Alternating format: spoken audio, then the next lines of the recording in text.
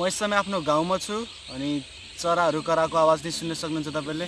चराहरू कराउँदैछन्। वचनमा लेखेको छ चराचुरुङ्गीहरूले नि परमेश्वरको प्रशंसाको निम्ति भजन गाउँछन्। चराचुरुङ्गीद्वारा नि परमेश्वरले आफ्नो महिमा लिनुहुन्छ। अनि तपाईँले देख्न सक्नुहुन्छ म यस समय खेतमा बसेको छु र मेरो पछाडि फसलहरू छन्। फसल देख्न सक्नुहुन्छ। अनि यो फसलद्वारा परमेश्वरले के सिकाउन चाहनुभएको छ। येशूले आफ्नो चेलाहरूलाई फसलबाट के भन्दै हुनुहुन्थ्यो, के शिक्षा दिँदै हुनुहुन्थ्यो, त्यो शिक्षा अहिलेको समयको लागि अति नै महत्त्वपूर्ण छ। त्यही शिक्षा म तपाईँलाई आज भन्न जाँदैछु। येशूले के भन्नुभयो आफ्नो चेलाहरूलाई, बाइबलमा लेखेको छ वचनमा, धेरै ठुलो भिड जब येशूको नजिक आउँछन् अनि येशू दयाले भरिनुहुन्छ र आफ्नो चेलाहरूतिर फर्केर भन्नुहुन्छ, फसल त प्रशस्त छ तर खेतालाहरूको कमी छ। त्यसको मतलब तपाईँले बुझ्नुहुन्छ, भन्न खोजेको फसल प्रशस्त छ तर खेतालाहरू एकदम कम छन्। यदि फसल काट्नको लागि खेतालाहरू भएनन् भने फसल यो जुन देख्दै हुनुहुन्छ यो खेतमै नाश भएर जान्छ, खेतमै कुहिन्छ, केही कामको लाग्दैन, नाश हुन्छ। यो फसल भनेको आत्मा हो। अनि जुन फसल तपाईँले मेरो पछाडि देख्दै हुनुहुन्छ, अब यो फसल आज या त भोलिसम्म यो फसल रहँदैन, यसलाई खेतालाहरू आएर काटिसक्छन्। त्यस्तै आत्माको कुरा यसले गर्दैन। आत्मामा नि फसलहरू छ र त्यसको लागि नि खेतालाहरूको कमी छ। मित्रहरू, यदि तपाईँले त्यो पद पढ्नु हो भने त्यहाँ यसले के भन्नुहुन्छ, फसल प्रशस्त छ र कटनीको समयमा खेतालाहरू परमेश्वर पिताले पठाइदिउन् भनी प्रार्थना गर भनेर यसले भन्दै हुनुहुन्छ। त्यसको मतलब धेरै चर्चले यसको अर्थ बुझेका छैनन्। यसुले कहिले नि भन्नु भएन कि फसलको निम्ति प्रार्थना गर। यसुले कहिले नि भन्नुभएको छैन आफ्नो चेलाहरूलाई कि आत्माहरूको निम्ति प्रार्थना गर, कहिले पनि नै। आत्माहरूको लागि, फसलहरूको लागि प्रार्थना गर्न भन्नुभएको छैन। यसुले भन्नुभएको छ, त्यहाँ पढ्नु भने लेखेको छ फसल प्रशस्त छ भनेको आत्माहरू प्रशस्त छन्। आत्माहरूको निम्ति प्रार्थना नगर, आत्माहरू प्रशस्त छन्। तर प्रार्थना गर्छौ भने खेतालाहरूको निम्ति प्रार्थना गर कि टाइममा आउन् खेतालाहरू भनेको सेवकहरूले इमान्दार भएर काम गरून्, मनमा बोझ लिएर सेवकहरूले काम गर्न सकुन्। प्रार्थना गर्छौ भने आत्माहरूको निम्ति प्रार्थना नगर, ए प्रभु आत्मा देऊ, ए प्रभु आत्मा देऊ, मेरो चर्च बढाऊ, धेरै आत्मा देऊ मेरो चर्चमा भनेर प्रार्थना नगर। यसरी भन्नुभयो फसल प्रशस्त छ तर कटनीको समयमा पिताले खेतालाहरू पठाउन् भनी प्रार्थना गर भनेको फसल हेर्नु, यो प्रशस्त छ, यो फसलको निम्ति मैले प्रार्थना गर्नु पर्दैन। तर ए पिता, खेतालाहरू आओस् र यो फसल नाश नहोस्, यसलाई काटुन् तिनीहरूले इमान्दार भएर र ढुकुटीमा भित्राउन् भनेर मैले प्रार्थना गर्नुपर्ने। त्यस्तै अहिले चर्चहरूले धेरै प्रार्थना गर्दै हुनुहुन्छ कि हामीलाई धेरै आत्मा दिनुहोस्, धेरै आत्मा बचाउन सकौँ, हामीलाई धेरै आत्मा दिनुहोस्। तर यसुले त्यस्तो भन्नुभएको छैन। धेरै आत्मा चाहिन्छ भने प्रार्थना नगर आत्माको निम्ति। उहाँले भन्नुहुन्छ धेरै आत्मा चाहिन्छ तिमीलाई, चर्चमा धेरै आत्मा बचाउन चाहन्छौ भने आत्मा त वरिपरि छन्, फसल त प्रशस्त छ।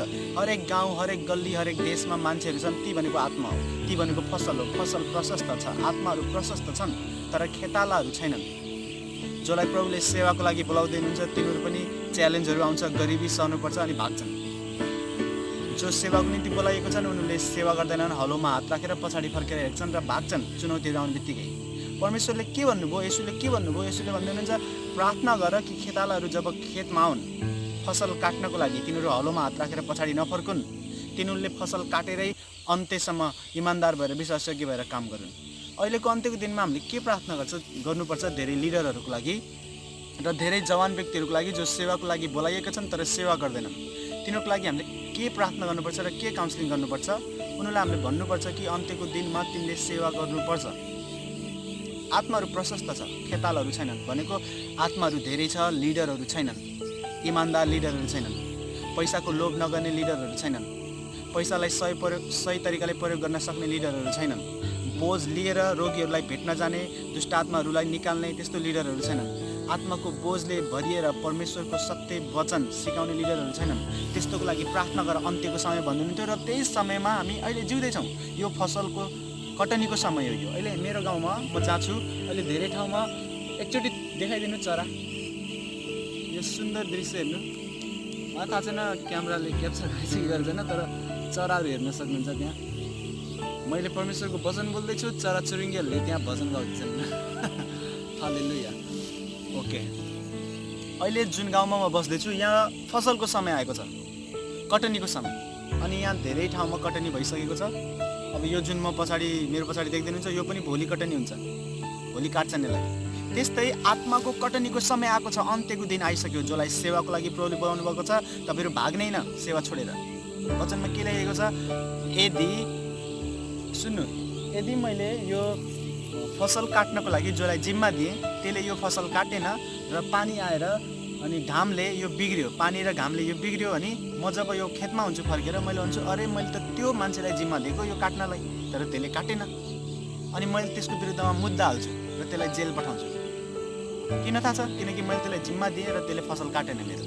परमेश्वर पिताले नि गर्नुहुन्छ अन्त्यको दिनमा जति सेवकहरूले सेवकाई छोड्दैछन् पैसाको कमी भएर, चुनौती उठाउन नसकेर, विरोध बढी भएर, त्यो सेवकहरूलाई परमेश्वरले जब तिनीहरूको कारण धेरै आत्माहरू स्वर्ग जानबाट रोकिन्छन्, परमेश्वरले तिनीहरूको पनि न्याय गर्नुहुन्छ अन्त्यको दिनमा।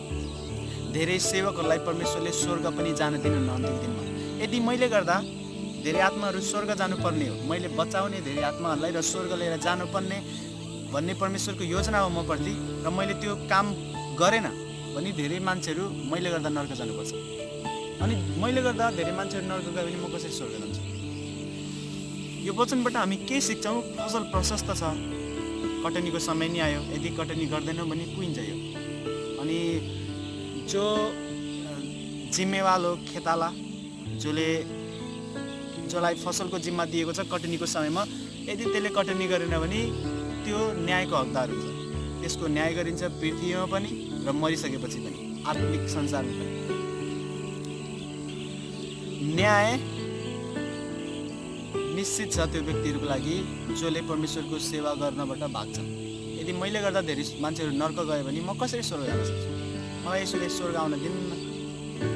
स्वर्ग गइहाले पनि मैले त्यहाँ धेरै इनाम पाउँदैन।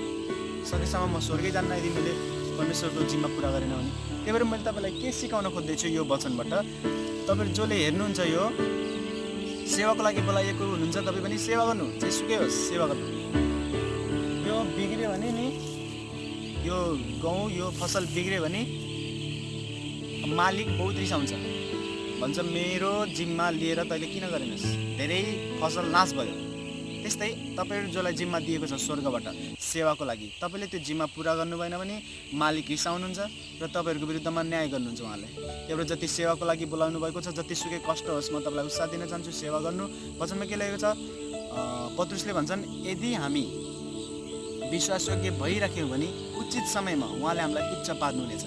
हामी विश्वासयोग्य भइराखौँ, सहौँ, त्यो कष्टहरू सहनुपर्छ सेवाको निम्ति पनि, र विश्वासयोग्य भएर केही समयसम्म सहौँ र टाइम आउँछ परमेश्वरले हामीलाई उच्च बनाउनुहुन्छ। परमेश्वरको महिमा होस्।